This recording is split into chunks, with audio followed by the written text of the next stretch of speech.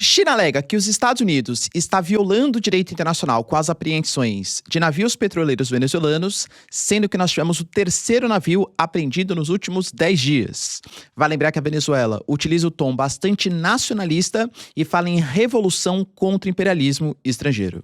Falar um pouquinho também, galera, sobre a crise que a União Europeia vem atravessando, tanto do ponto de vista interno quanto também do ponto de vista externo das relações exteriores, com um racha gravíssimo entre talvez as três principais lideranças do bloco, Itália, França e Alemanha, principalmente por conta dos ativos russos congelados e também a possibilidade dos chineses sobretaxarem ainda mais a União Europeia, que é um dos principais mercados consumidores, com tarifas que podem chegar a mais de 40%.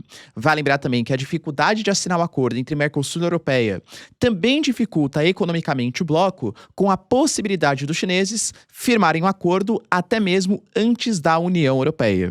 Falar um pouquinho também sobre a Reuters, que divulgou, de acordo com dados de 6 pessoas da inteligência dos Estados Unidos, as intenções da Rússia de dominar não somente toda a Ucrânia, mas também parte do continente europeu, e isso está sendo veementemente negado por várias partes, tanto dos Estados Unidos como também dos russos.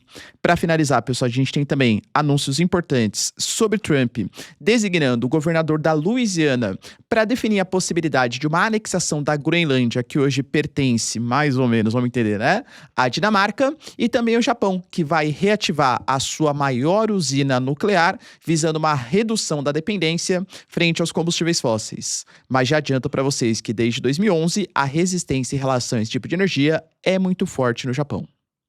Se vocês querem entender um pouco mais sobre esses assuntos, e muito mais também sobre geografia, geopolítica, atualidades, política, polêmicas, enfim, tudo para você se manter sempre bem atualizado, já se inscreve no canal, deixa seu like, compartilha esse vídeo, que eu, professor Ricardo, conto muito com a sua ajuda. Belezinha? Pessoal, recado rapidinho da nossa parceiraça do canal.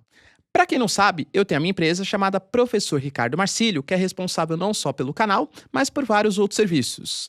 Vocês sabiam que, apesar de chamar Professor Ricardo Marcílio, se eu não tivesse o registro no INPI, eu corria risco de perder o nome da minha empresa, tanto por alguém que poderia usar sem querer, ou até mesmo, claro, por má fé.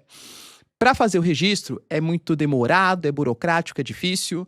Por isso, eu recomendo para vocês que a mesma empresa que fez o registro para mim, que é a Muvon, faça o serviço para vocês. O serviço ele tem um preço muito competitivo, deixa muito rápido, desburocratizado e você se preocupa com o que realmente interessa, que é gerar valor a partir dos seus negócios. Então, link na descrição e conta com o serviço da Muvon para garantir a segurança da sua empresa. Bom, galera, então bora lá pro vídeo, ó. E já adianto pra vocês, tá? Minha voz não está 100%, porque eu não sei se vocês sabem, pra quem é velho de guerra, né? Eu confesso que eu tenho uma paixão bastante forte pelo Corinthians, gritei um pouco demais ontem, tá? Mas enfim, né? É por um bom motivo que a voz tá um pouco desgastada aí, belezinha? Então bora lá pro vídeo, ó.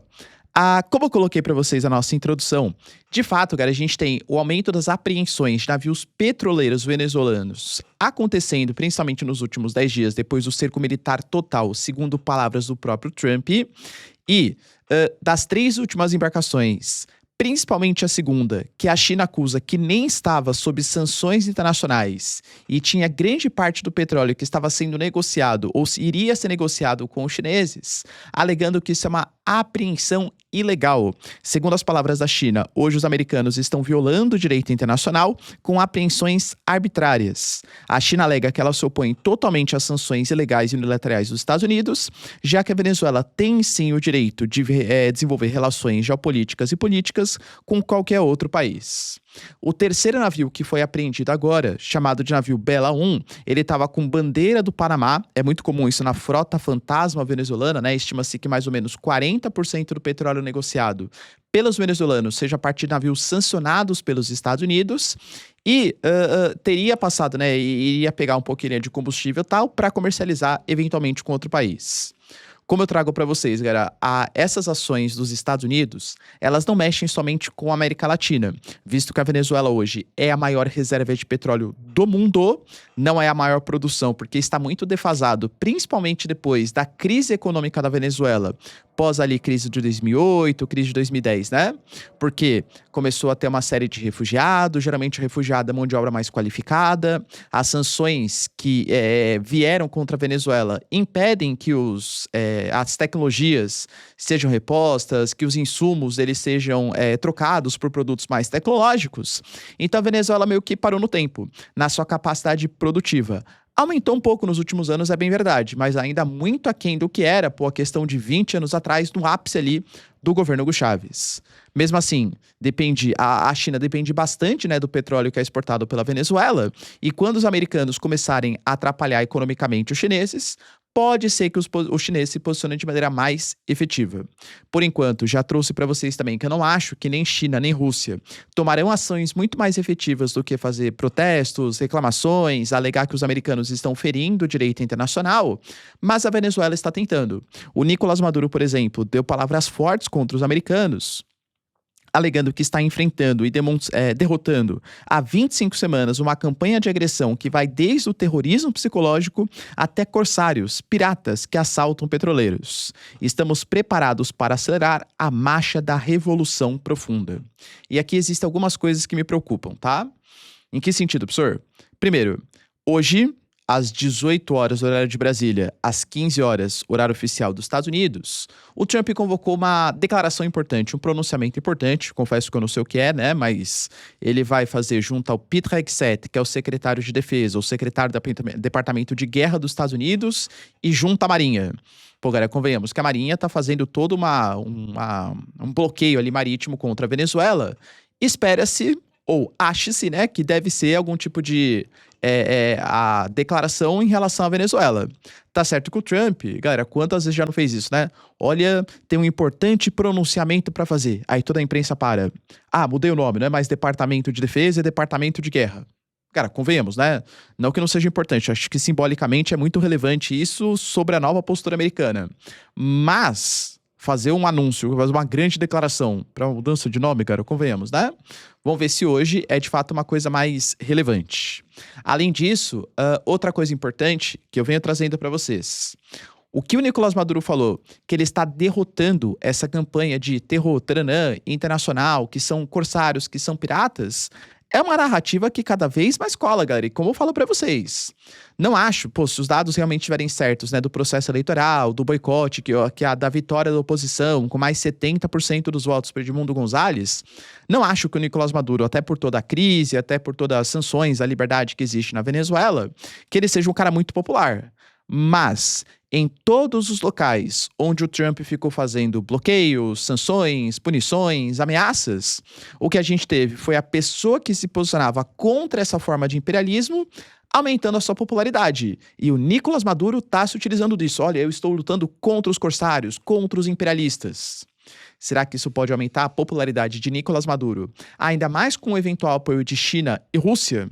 Vamos aguardar aí cenas dos próximos capítulos. Além disso, cara, tivemos também notícias importantes sobre um bloqueio, na verdade, sobre um racha que existe na União Europeia. A gente discutiu aqui sobre a possibilidade do uso de ativos russos congelados para sustentar a Ucrânia. Os números aproximados falam ali de mais ou menos uns 300 bilhões de euros, sendo que 210 bilhões seriam utilizados para financiar os ucranianos, para utilizar como garantia dos empréstimos. O primeiro país a reclamar publicamente foi a Bélgica, porque a Bélgica falava que não existe chance de vitória da Ucrânia, o primeiro-ministro da Bélgica falou sobre isso, e que de uma maneira ou outra a União Europeia ia ter que pegar de volta esse dinheiro quando fizesse algum tipo de acordo de paz. Penso que isso começou a mexer com outros países da União Europeia, e aí, quando a gente teve o processo de votação que aconteceu no final da semana passada, eles não estão utilizando os ativos russos como garantia. O que teve não foram os 210 bilhões, mas sim 90 bilhões de euros garantidos pela própria União Europeia. O próprio chefe de governo, por exemplo, da Polônia, o Tusk, ele falou sobre isso, né, que olha, não era o esperado, alguns países europeus não demonstraram toda aquela vontade, aquela coragem de usar os ativos russos congelados, mas 90 bilhões está ok. O Friedrich Merz, por exemplo, presidente da Alemanha, o primeiro-ministro da Alemanha, falou coisas muito parecidas, né, olha, não é o que a gente esperava, mas pelo menos são 90 bilhões nos próximos 2 anos. As informações divulgadas pela Financial Times falam que existe um grande traidor chamado Emmanuel Macron. A Giorgia Meloni, meio que assim, que a primeira-ministra da Itália, todo mundo meio que já esperava, porque ela tem uma postura muito nacionalista. Ela já alegou que, por mais que ela defenda a Ucrânia, ela não vai comprometer os recursos públicos, a soberania da Itália, em nome de um terceiro, em nome de um outro país. A Giorgia Meloni não foi tão favorável justamente porque a Itália não poderia dar garantias para esses empréstimos. Ou que, caso fizesse algum tipo de acordo de paz, a Itália ia pagar de volta o dinheiro que foi congelado dos russos. Mas o Macron, ele fala muito, ele se posiciona muito, fala de tropas francesas e tal.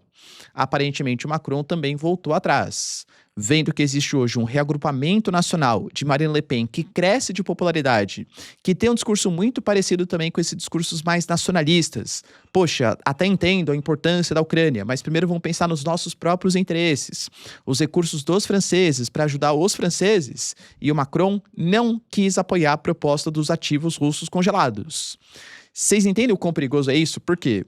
A União Europeia ela é galgada não exatamente na ideia de somente um bloco econômico. É mais do que isso, é um bloco político, com um parlamento comum, com um Conselho Europeu, com uma Comissão Europeia, com um Tribunal Europeu. Se você tem um crescimento de governos nacionalistas, ou dos chamados eurocéticos, nem acho que o Macron seja, tá? Mas um pensamento assim, que a população não se sente mais representada com essa ideia de uma burocracia europeia, e tenta pensar que os interesses nacionais valem muito mais a pena do que o projeto comum europeu, isso coloca em risco a própria base do que se fundamenta a União Europeia. Ou seja, hoje a União Europeia está rachada e com problemas econômicos também, inclusive em relação ao seu principal ou um dos principais aliados econômicos, que é a China. Em visita recente à China, o próprio Macron falou, que se a China não melhorasse a sua balança comercial frente à União Europeia, a França ia começar a adotar punições, sanções contra os chineses. Hoje o saldo ele é muito positivo frente à China. E a China, sabendo que os europeus estão extremamente protecionistas, começou a fazer práticas anti-dumping. O que seria dumping, né? Ou investigações anti-dumping. Dumping é quando você usa uma manobra ilegal ou não ética frente ao mercado internacional para você ganhar a concorrência, para você proteger os seus produtos. Pelas investigações que a China fez, eles deliberaram que foram feitos muitos subsídios para principalmente o setor de laticínios e aplicaram tarifas de 21,9% a 42,7% sobre laticínios que venham da Europa. Lembrando que no passado recente eles já tinham feito a mesma prática em relação às sanções aos suínos, que eram comercializados pela União Europeia, também por políticas antidumping, por um protecionismo extremo frente aos europeus. Vocês entendem isso? A União Europeia rachada internamente, com o crescimento dos eurocéticos, os Estados Unidos anunciando um abandono frente à União Europeia na sua doutrina estratégica anunciada aos quatro cantos aí, né, para o mundo inteiro ouvir. Os americanos anunciando que até 2027 os europeus vão ter que pensar na sua própria segurança. Há um comprometimento do projeto comum europeu, da ideia de União Europeia. A gente tem, por exemplo, o acordo Mercosul-União Europeia. Querendo ou não, os líderes europeus, eles falam, não, fiquem tranquilos que em janeiro a gente assina esse acordo. Cara, será que dá para acreditar? A Giorgia Meloni também. A Giorgia Meloni voltou atrás e falou, não, calma aí, eu tenho que explicar para os meus agricultores por que eu vou deixar entrar produtos do Mercosul, a importância estratégica que tem a Itália colocar seus produtos no mercado importante, como o mercado brasileiro e tal. Cara, isso abre espaço para insatisfações. O Lula falou que se não fosse assinado no acordo que aconteceu no sábado, não seria mais. Aparentemente voltou atrás, né? Até aceita agora ser assinado em janeiro. E se em janeiro for arranjar outra desculpa? Não, agora a gente não pode, porque agora, sei lá, são os agricultores da, sei lá, qual país aí, né? Que estão insatisfeitos. Entende? Isso vai minando a confiança. E a China, mais uma vez ela, percebe que existe um campo fértil para crescimento das relações econômicas. A China está querendo fechar uma parceria com o Mercosul. Lembrando que é muito difícil disso acontecer por alguns motivos. Primeiro, a China já tentou fechar uma parceria unilateral com o Uruguai, pelo mesmo motivo que os argentinos não podem fechar um acordo de livre comércio com os americanos. Os chineses também não podem fechar somente com o Uruguai, porque se um produto chinês entrar livremente no Uruguai e o Uruguai faz parte do Mercosul, produtos chineses entrariam livremente também nos outros países do Mercosul, mesmo sem os outros países quererem. Mas é fato que a China hoje aumenta os seus investimentos no Brasil. A gente tem, né, o Brasil oficialmente não faz parte do Road and Belt, mas é praticamente isso. Seja com indústria automotiva, seja com projetos de infraestrutura, rodovia bioceânica, a ponte ali na Bahia. Cara, é um investimento pesadíssimo dos chineses. Além disso, a China, ela anunciou nos seus planos quinquenais que ela quer reforçar o estímulo ao consumo do mercado interno. Vai ter que abrir mercado para a entrada de produtos estrangeiros. O Brasil tem hoje o seu principal parceiro comercial, os chineses. Tá certo que o Brasil tem uma relação superavitária, mas o superávit ele vem reduzindo. A China pode oferecer para o Brasil, vocês querem vender mais ferro, mais soja, mais produtos? Pô, tamo junto, vamos fechar uma parceria de livre comércio. Tem dificuldades com o Paraguai. O Paraguai tem uma relação muito próxima com Taiwan. E claro que a China não vê com bons olhos isso. E com a Argentina, de Javier Milei, que hoje também tem uma doutrina muito mais pró-Estados Unidos do que exatamente pró-China. Mas não existe vácuo. Se a União Europeia fica se limitando, dificultando relações, a China, que percebe um mercado super interessante, também pode fechar um acordo de livre comércio com o Mercosul.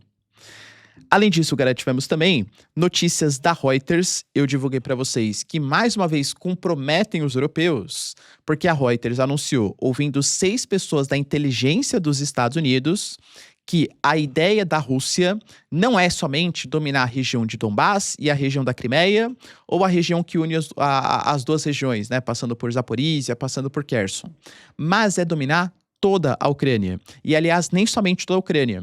Dominar toda a Ucrânia e os países que faziam parte da antiga União Soviética. Seja a Geórgia, seja a Moldávia, seja os países bálticos. Pois bem, galera, a Tulsi Gabbard, que é a diretora da inteligência dos Estados Unidos, negou veementemente essas informações e fez mais críticas aos europeus, colocando que isso é informação plantada pela União Europeia e também plantada por membros da OTAN, que, claro, né, tem os Estados Unidos, mas seria a OTAN europeia, porque eles querem que os Estados Unidos se envolvam num conflito, que os russos não querem isso.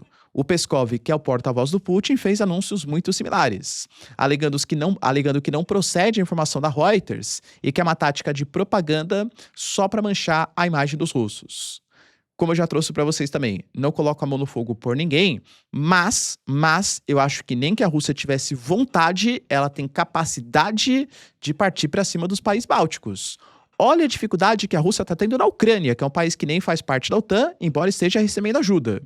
Vai invadir um país que tem a possibilidade de usar o artigo 5º da Constituição da OTAN, ou seja, a convocação dos outros exércitos, sendo que o próprio Marco Rubio falou que, apesar de estar tentando incentivar os europeus a utilizarem seus próprios recursos, ajudaria sim a Europa em caso de uma agressão estrangeira, eu não vejo nem sentido depois de uma crise econômica, uma perda de muitos soldados russos. Não tem capacidade da Rússia fazer, nem vontade, né?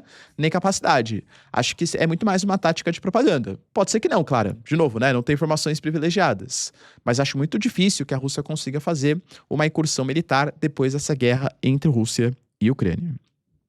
E aí, pessoal, acha que a União Europeia ela pode implodir enquanto organização política mesmo por conta do aumento desses nacionalismos? E as acusações estrangeiras, seja do Elon Musk, dos Estados Unidos, sejam as críticas, por exemplo, do Mercosul, há dificuldades, por exemplo, da China estabelecer relações com agora as sanções contra a União Europeia? Deixa aí nos comentários. E se a Europa já está sofrendo bastante na mão de China, Mercosul, Estados Unidos, eu diria que politicamente e territorialmente isso também pode se agravar. O Trump, ele nomeou o governador da Louisiana, que é o Jeff Landry, para ser o responsável pela anexação da Groenlândia. Professor, de novo isso, tá? Para quem não sabe, a Groenlândia é um território que pertence à Dinamarca. Desde 2009, eles conseguiram a alcunha, né, de um governo autônomo, tem muito mais autonomia para tomar suas decisões. E existe sim, de fato, um movimento separatista, que quer separar totalmente frente à Dinamarca, alegando que os povos originários eles são ignorados pelo governo central, que a Dinamarca pensa nos seus próprios interesses e não nos interesses da Groenlândia, que o histórico é diferente, né? Enfim, tem os seus motivos para a independência. Mas ser independente não significa se anexar aos Estados Unidos. Pelas pesquisas internas, somente 6% da população deseja uma anexação frente aos Estados Unidos. Não tem importância. Os americanos falam que é um território estratégico e as palavras do Trump estão ligadas a que Jeff Landry entende como a Groenlândia é essencial para a segurança nacional dos Estados Unidos e vai defender os interesses do nosso país em prol da segurança, proteção e sobrevivência dos nossos aliados e, de fato, do mundo todo. A Dinamarca, totalmente inconformada com isso, convocou o embaixador dos Estados Unidos, que, diplomaticamente falando, é uma demonstração de um certo grau de insatisfação. Professor, por que os americanos querem tanto assim a Dinamarca, hein? Ou a Groenlândia? A Groenlândia, ela tem muitos minerais estratégicos. A Groenlândia, ela fica próxima do Ártico, que é uma região que tem muito petróleo e muito gás natural. Ponto importante. Estamos tendo um degelo das calotas polares, principalmente do Ártico, e isso abre espaço para rotas marítimas, rotas de navegação. A Rússia e a China, por exemplo, investem muito em quebra-gelos. A China, recentemente, faz um mês e meio, fez a nova rota marítima em direção ao continente europeu, passando pelo Ártico, encurtando quase 40% do trajeto, custo de frete, tempo, otimizando, né, a comercialização de produtos. E uma questão de segurança também, por isso que o Trump coloca. Muitas vezes a gente olha o mundo como se fosse um planisfério e esquece que ele é redondo, né? Uma geóide, o formato da Terra. Eventualmente, uma possível agressão dos russos contra os americanos poderia vir também pelo Ártico, sejam do chinês, enfim, né? A região norte, o extremo norte do mundo, ele é muito importante do ponto de vista militar, do ponto de vista estratégico, econômico e até mesmo do ponto de vista comercial. Será que o Trump vai conseguir? Lembrando que ele já falou várias vezes que ele vai fazer pressão para conseguir os seus objetivos, que a Groenlândia é mais próxima de Washington do que exatamente de Copenhague, ou seja, seria muito mais próximo dos Estados Unidos, e ameaçou até mesmo uso militar. Lembrando que abre um precedente perigoso, porque a Dinamarca é um país europeu aliado dos americanos e membro da OTAN. O que acontece quando um membro da OTAN ataca outro membro da OTAN? Vai convocar a OTAN para lutar contra o membro da OTAN?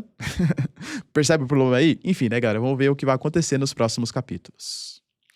E para finalizar, pessoal, evidenciando uma mudança da sua estratégia nacional, o Japão, de Sanai Takaichi, vem anunciando a retomada de vários programas nucleares. Hoje o Japão depende para a produção de energia de quase 60 a 70% de importação de petróleo. Isso compromete, claro, grande parte da balança comercial dos japoneses, que é um país que está estagnado economicamente, e a Sanai Takaichi colocou como uma das suas prioridades aumentar a sua soberania energética, alegando que até 2040, cerca de 20% de toda a energia deve ser de usinas nucleares. As usinas nucleares, elas têm um ponto super importante, que elas são uma fonte limpa do ponto de vista atmosférico, você não polui a atmosfera, o que é sensacional. E do ponto de vista de custo-benefício, uma grama de material radioativo produz muita energia. Então, do ponto de vista capitalista, de custo-benefício, vale muito a pena. Claro que tem que ter gasto com manutenção, tem um problema ali em relação à água que é utilizado para resfriar os reatores. E claro, ainda mais no caso do Japão, vídeo que aconteceu em 2011 em Fukushima, existe a possibilidade de acidentes. Depois do acidente de 2011, o Japão ele abandonou essa ideia de usinas nucleares e voltou a depender de combustíveis fósseis. Passados aí praticamente 15 anos, né, do acidente, cara, tô ficando velho já, hein? 15 anos aí do acidente, a Sanai Takaichi, que tem uma postura muito mais nacionalista, em defesa dos interesses japoneses, alegou que está na hora de voltar com o programa nuclear japonês. E vai fazer isso reativando a maior usina nuclear, que é administrada pela TEPCO, que é a mesma empresa que foi responsável, ou né, que era responsável pela administração da usina de Fukushima. Houve protesto, a TEPCO falou, galera, que vai investir cerca de 100 bilhões de ienes na região, que é equivalente a 641 milhões de dólares. Nos próximos anos, como mostra que está disposto a fazer parte da reconstrução da infraestrutura energética japonesa, mas é fato que existem protestos. E aí, galera, você acha que a medida da Sanai Takaichi é inteligente? Usina nuclear é o futuro do planeta? Deixa aí nos comentários, quero saber sua opinião. No mais, galera, se vocês curtiram o vídeo, tamo junto, beijos, abraços e tchau, tchau.